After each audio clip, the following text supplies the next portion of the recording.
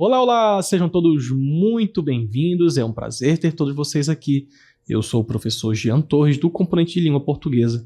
Nós vamos observar o que teremos na nossa aula. Aula 76, revisão e avaliação. E a gente vai falar um pouquinho sobre figuras de linguagem, então acompanhem comigo na nossa aula, vamos a ela.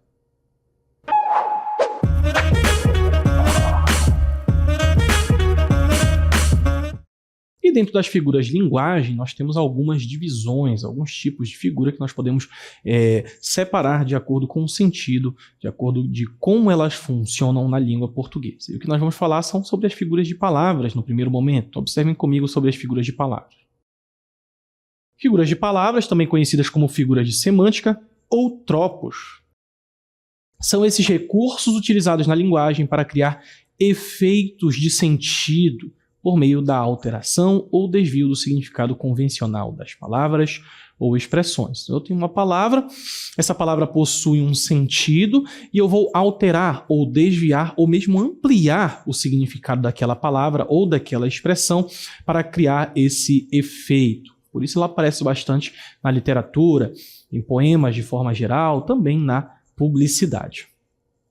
E essas figuras ocorrem no nível lexical, ou seja, no nível das palavras ou dos termos utilizados. Por isso que elas são figuras de palavras. A gente vai ver que as figuras de som, por exemplo, elas trabalham mais com a sonoridade que uma palavra, um grupo de palavras podem apresentar. Enquanto as figuras de palavras, elas tratam do nível semântico, da palavra por ela mesma nos seus vários significados.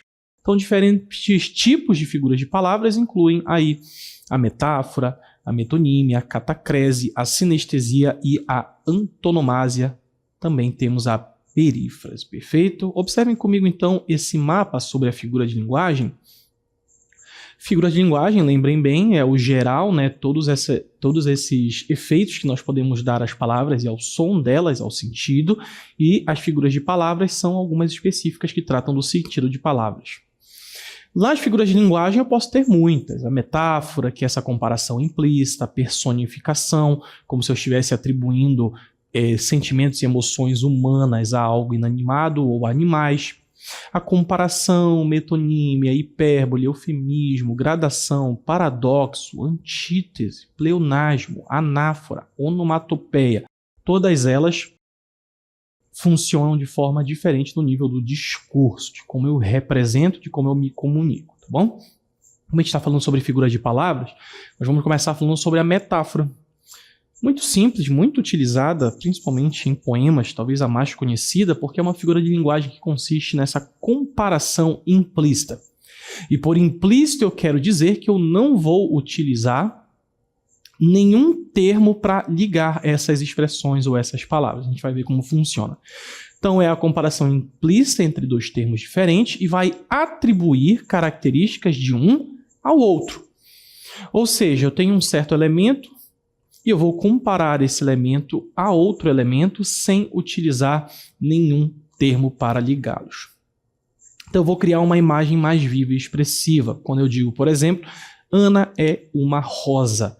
Eu não estou sendo, obviamente, literal quando eu digo que a Ana, na verdade, é uma flor. Não, a Ana ela tem características que a aproximam de uma rosa. Assim eu faço uma metáfora.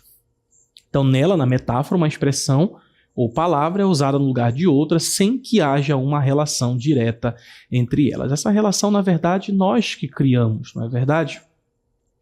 Então, ao fazer uma metáfora, o autor busca transmitir uma ideia de forma mais sugestiva e poética, por isso é muito próprio da literatura, estimulando a imaginação do leitor e conferindo maior impacto ao texto. Eu trabalho, então, com uma linguagem que é uma linguagem diferente da linguagem do dia a dia.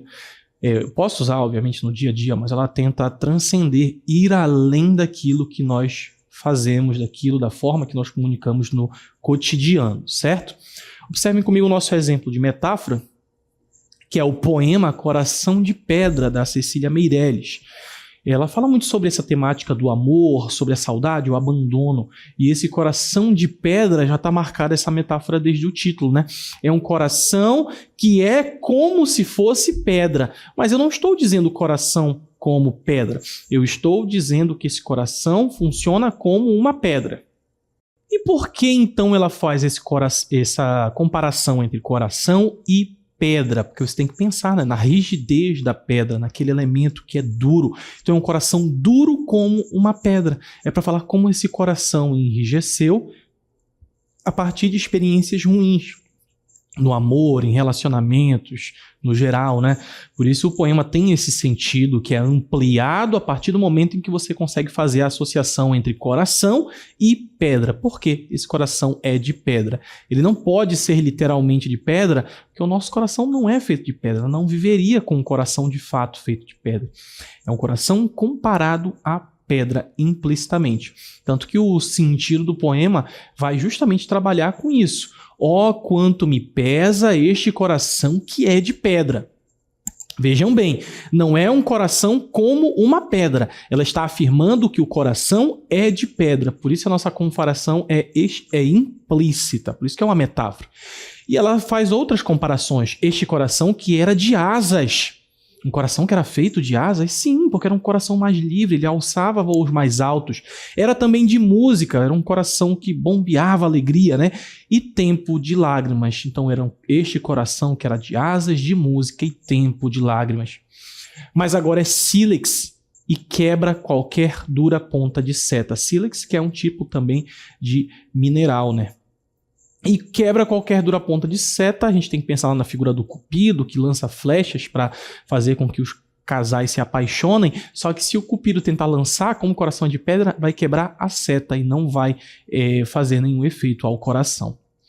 Ó, como não me alegra ter este coração de pedra. Então eu sou infeliz tendo coração de pedra, mas ele é assim. E ela diz, dizei porque assim me fizestes, dizendo, você me transformou dessa forma, vocês me deixaram assim, vós todos a quem amaria, ou seja, pessoas que eu amaria se eu não tivesse sido magoada no passado pela sua espécie. Mas não amarei, pois sois estes que assim me deixastes amarga, sem asas, sem música e lágrimas, que transformaram esse coração em um coração duro. E percebam, então, tudo se encaminha para a ideia da comparação implícita, da metáfora entre o coração ser de pedra, um coração que enrijeceu. Assombrada, triste e severa e com meu coração de pedra. Ó, quanto me pesa ver meu amor que se quebra. Então eu sofro, né? Isso me faz sofrer. O amor que era mais forte e voava mais que qualquer seta. Um poema muito bonito falando sobre essa ideia de você perder o sentido do amor, perder a vontade de amar, você se tornar fria, rígida. Isso acontece muito, como pode dizer, né, por conta do seu passado. Isso é vocês todos que me deixaram assim. Pessoas que eu me apaixonei no passado, pessoas que me fizeram mal e assim me fizeram ter um coração de pedra. Com essa metáfora da ideia do coração enrijecido, de um amor que não floresce mais. Vamos continuar então com outros tipos de comparação, né? Também pode aparecer na publicidade, como no nosso exemplo. Você é o tomate da minha salada. E nós temos esses dois tomates fofinhos aí, um ao lado do outro. Significa que a pessoa é literalmente um tomate? Não, significa que ela funciona como tomate. Você imagina uma salada sem tomate? Não, o tomate eles tem que estar sempre presente ali na salada. E aí uma campanha pelo Dia dos Namorados, né? O amor está em qualquer lugar. Um feliz Dia dos Namorados, hoje e sempre, com os nossos tomates. Então essa metáfora também aí no tomate, você é o tomate da minha salada, você me completa então, né? Como se quisesse dizer. Perceba que é uma associação que num primeiro momento pode parecer confusa. Você é o tomate. Aí você pensa, nossa, uma pessoa e um tomate. Mas quando você começa a pensar no todo, no contexto, você é o tomate da minha salada. Uma salada geralmente tem tomate. As pessoas gostam de tomate na sua salada porque ele completa a salada, ele faz parte. Então, se você é o tomate da minha salada, então você me completa. Temos que fazer esse jogo de associações para conseguir entender a metáfora. Muito parecida com a metáfora é a comparação. Observe comigo que a comparação, também conhecida como símile, é um recurso utilizado na linguagem para estabelecer uma relação de semelhança e, nesse caso, é explícita. A comparação ela é explícita entre dois elementos diferentes. Qual é a diferença para a metáfora? Na metáfora, eu não vou ter conectivos de comparação. Aqui eu vou ter. Então, você é o tomate da minha salada, viraria você é como o tomate da minha salada. Ou você é tal qual, tal como o tomate da minha salada. Então, na comparação, eu tenho esses termos. Como, tal qual. Como aqui no exemplo, né? De Ana para Eduardo, Ana Martins Marques. E aí nós temos como se a casa fosse a casa, como se a casa fosse fóssil. Então, a casa como um fóssil, como uma casca, como um espaço físico. Então, eu tenho aqui essas comparações que elas sim são explícitas. Lá no 3 eu tenho um caramujo como uma caixa de fósforos. Percebam que são textos que parece que não tem nada a ver um com o outro, mas temos um elemento de comparação. Provavelmente que, dizendo desse caramujo, que sempre está levando essa ideia da caixa de fósforos, algo que a qualquer momento pode queimar, que leva a um incêndio da casa. Então já são comparações e não metáforas, porque eu tenho ali o termo como em 1 e 3. Lá no 2 a gente tem mais próximo da metáfora, né? Numa entrevista, Carson diz que se a prosa é uma casa, a poesia é um homem em chamas. Aqui eu já tenho uma metáfora no 2, né? Porque eu não tenho o como para fazer essas associações. E no próximo exemplo, vocês vão perceber como pode se aproximar, mas serem diferentes. Nossa vida tem sido um mar de rosas. Então imagine aí um mar cheio de rosas, um negócio confortável, cheiroso, bonito. Então, nossa vida tem sido um mar de rosas, é uma metáfora, né? Porque eu não tenho um como ali. Já na comparação, nossa vida tem sido como um mar de rosas. Aqui eu tenho uma comparação explícita, né? Porque eu tenho o como, esse elemento, para transformar a metáfora em comparação. Nossa próxima figura de palavra é a metonímia. Todos esses são figuras de palavras, tá? A metonímia é uma figura de linguagem que consiste na substituição de um termo por outro, havendo uma relação de proximidade entre eles. Então, olha só, eu vou trocar um termo por outro. A gente vai ver como isso funciona, mas eles precisam ter uma certa proximidade. E essa proximidade pode ser de causa e efeito, parte e todo o conteúdo do recipiente, entre outros. Então, ao utilizar a metonímia, o autor emprega uma palavra ou expressão no lugar de outra para transmitir um significado que tem relação, mas esse significado não vai ser idêntico. Acompanhe comigo os tipos de metonímia para ver como funciona essa substituição. Eu posso substituir, por exemplo, o autor pela obra. Percebam então no nosso exemplo. Os alunos estão lendo Machado de Assis, mas não existe uma obra chamada Machado de Assis. Pode até existir, mas não é o sentido que eu estou tentando transmitir aqui. Estou dizendo que eles estão lendo obras do Machado de Assis, mas eu substituo o nome do livro ou o nome das obras por Machado de Assis. Eu estou trocando o autor pela obra, ou no caso, a obra pelo autor. Então, os alunos estão lendo Machado de Assis, eu quis dizer os alunos estão lendo livros do Machado de Assis. Eu também posso fazer essa substituição, a metonímia, pela causa pelo efeito. Consegui meu celular novo com muito suor. Mas o suor não é o termo adequado. É como se ele quisesse dizer que é muito trabalho. Só que com o trabalho você sua, né? Você cansa. E eu fiz essa substituição. Consegui meu celular novo com muito suor, ou seja, com muito trabalho, os frutos do meu trabalho. Também é um tipo de metonímia. A marca pelo produto. Esse aqui a gente usa basicamente todos os dias, com frequência, né? Então, meus irmãos adoram tomar Nescau. Percebam que Nescau é o nome da marca, porque ela vende, por exemplo, achocolatado, que é o que seria aqui, né? Meus irmãos adoram achocolatado. Mas eu não coloco achocolatado, eu coloco o nome da marca, Nescau. Se eu estou colocando o nome da marca, eu estou substituindo a marca pelo produto, ou no caso, o produto pela marca. É a mesma coisa quando as pessoas me barbeei com uma Gillette. Gillette é o nome da marca de lâminas de barbear, mas a gente sempre conhece pelo nome da marca. Você pode nem estar tomando Nescau, você pode estar tomando qualquer outra marca, mas você usa esse termo como se fosse o achocolatado. Outro exemplo, a parte pelo todo. Meu pai possui inúmeras cabeças de gado. Não, o pai possui, na verdade, o gado, o boi, né? Mas ele está substituindo uma parte pelo todo, ou todo pela parte. Meu pai possui inúmeras cabeças de gado, substituindo meu pai possui inúmeros bois, inúmeras vacas, entendeu? Na sequência, nós também temos a catacrese, que é uma figura de linguagem que ocorre quando uma palavra é utilizada em um sentido impróprio. Como assim impróprio? Você vai usar uma palavra porque você não tem um termo melhor para utilizar. Muitas vezes devido a essa ausência de um termo específico para descrever um objeto ou um conceito. Então você vai emprestar uma palavra, fazer essa associação de outro contexto para descrever algo para o qual não há um termo específico. Como assim? Observem lá, por exemplo. Um exemplo comum de catacrese é quando usamos pé da mesa. Mas espera, a mesa tem pé como um ser humano? Não. A mesa, ela possui aquela base, né? Que, como a gente não tem um nome melhor para dar, a gente faz uma associação, a gente chama de pé. Assim como o braço da cadeira. A cadeira tem um braço, ela te abraça como um ser humano? Não, ela tem aquele espaço onde você coloca os seus braços e por um jogo de associações, eu não sei qual é o nome daquilo, eu chamo de braço da cadeira. Então eles não têm pés ou braços de forma literal, ele tem pernas ali ou apoios, né, qualquer outra coisa, mas a gente utiliza esses termos para classificá-los. Na sequência, nós temos a sinestesia. Sempre tomem nota, tá? Eu sei que são bastante, mas a gente consegue acompanhar, anotando os conceitos, tentando observar os exemplos.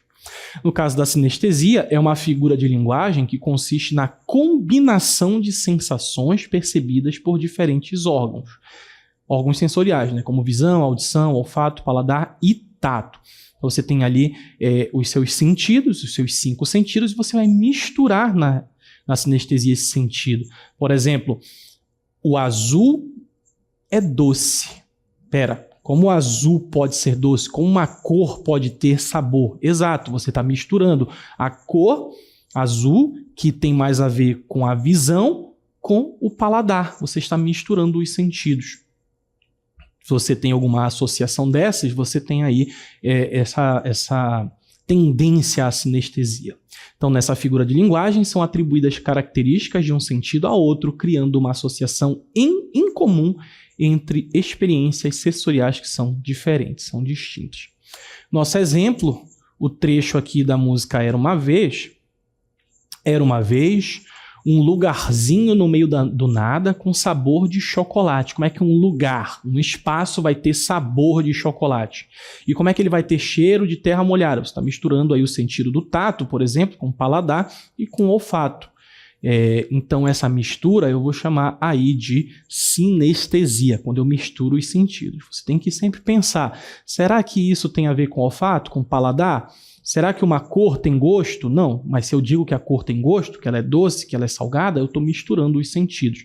Estou pegando um elemento atribuído à visão e misturando com o paladar. Ou então, o azul tem cheiro amadeirado. Ou o azul tem cheiro de limão.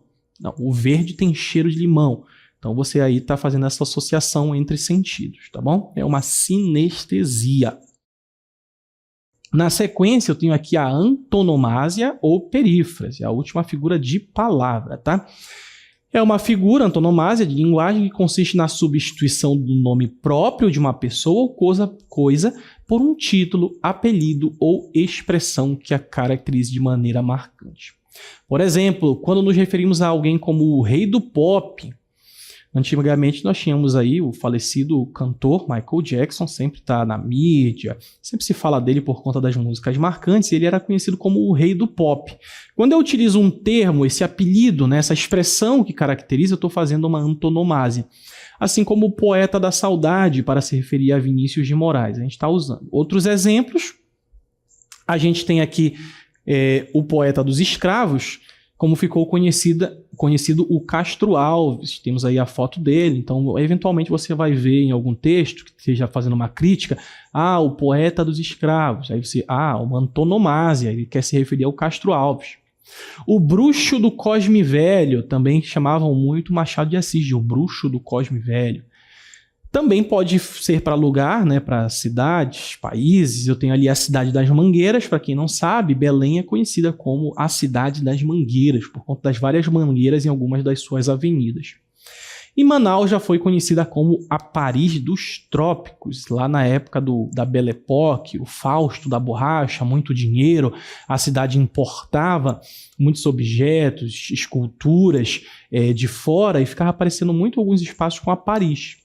Por isso a Paris dos trópicos. Então, quando a gente conhece alguma cidade, algum país, alguma pessoa por esse tipo de termo eu estou fazendo aí a antonomásia, tá? Na sequência, a gente falou sobre as figuras de palavras, e essas aqui são as figuras de som, que também são conhecidas como figuras sonoras, figuras de harmonia, e são recursos linguísticos que se concentram na sonoridade das palavras, nas suas características auditivas e na sua organização dentro de uma frase, verso ou estrofe. E esses recursos são utilizados para criar efeitos sonoros, ritmo, musicalidade, aparece muito em poema, né? A harmonia no texto, e quando a gente lê em voz alta, isso fica muito escancarado. A primeira figura é a assonância, que é uma figura de linguagem que consiste na repetição de sons de vogais em palavras diferentes. Então, várias vogais vão se repetir em palavras diferentes, especialmente nos sons das vogais médias e finais, sílabas tônicas ou átonas, enfim, vai aparecer bastante vogal. E essa repetição sonora contribui para criar um efeito que contribui para essa sonoridade, para o ritmo e para a musicalidade no texto. Observem comigo, então, no nosso poema A Onda, do Manuel Bandeira, como eu vou ter aí as vogais se repetindo. A onda anda aonde anda a onda. A onda ainda onda, ainda anda aonde? Aonde? A onda, a onda. Eu tenho aí algumas vogais nasais, né? On, an, in, on. São vogais que se repetem, criam uma sonoridade, fica algo diferente, né? É como se você fosse ler o poema e estivesse fazendo o movimento da onda. A onda, anda, aonde, a onda ainda. Então é um movimento da água, né, que vai batendo ali na areia ou batendo num paredão. Isso é refletido a partir dessa observação da repetição das vogais e também algumas repetições de consoantes. Mas quando eu tenho repetição de vogal, eu vou pensar em assonância. É diferente da aliteração. A aliteração é parecida, ela vai repetir, mas sons de consoantes, certo? Especialmente no início de palavras e uma sequência de palavras ou versos. E essa repetição vai criar um efeito também auditivo marcante. Contribui também para a musicalidade, para o ritmo, para a sonoridade. É o caso do nosso exemplo aqui, em que nós temos a repetição do som V, do som de Z e do som de S. Então, vozes veladas, veludosas vozes. Parece a vibração de um violão, né? Volúpias dos violões, vozes veladas. É como se você ouvisse ali a corda vibrando. Vagam nos velhos vórtices velozes dos ventos vivas vãs vulcanizadas. E a ideia, né, do poema, que se chama Violões que Choram, é justamente transmitir como se você estivesse puxando a corda de um violão, criando uma sonoridade, e nesse caso, ouvindo ou sentindo a vibração. Se você tiver um violão em casa, você pode testar, puxa uma corda e ouve lá ao fundo a vibração, aquele metal vibrando ao fim, como se fosse vozes, bem parecido também com esse som. Na sequência, a nossa próxima figura de som é a onomatopeia, que é uma figura de palavra que consiste na utilizar para imitar essas palavras ou representar um som natural, um som de objeto ou de ação. Então eu vou ter ali escrito o som, na verdade uma palavra que representa o som. Então eu tenho ali splash, ali no nosso exemplo, a gente encontra muito em quadrinho, né? Tá vendo ali o splash, como se alguém estivesse caindo na água e fosse o barulho da água, de alguém caindo na água. Ou smack, como se estivesse ali tentando reproduzir o som de beijo. A gente vê muito em quadrinho, né? Boing, como se fosse uma queda. Kabum, como se fosse uma explosão. Pense aí no barulho da explosão, algo semelhante a um kabum. Crack. Percebam então que são palavras que representam um som. O crack é o som de algo se quebrando e o vrum é o som de um carro acelerando. Tudo isso representado em palavras. Eu vou chamar isso de onomatopeia. Bem facinha, né? E para terminar, a paronomásia é uma figura de linguagem que consiste na aproximação de palavras de sons parecidos. Então eu vou utilizar palavras de sons parecidos perto uma da outra e vai criar um efeito de som e de sentido. Então ela vai se basear nesse jogo de palavras que assemelham foneticamente, ou seja, o som de palavras que têm significados diferentes. Nosso exemplo, a nossa propaganda da Casa da Pizza. Quem pisa na casa da pizza, olha só, pizza e pizza parece bastante, mas tem significados diferentes.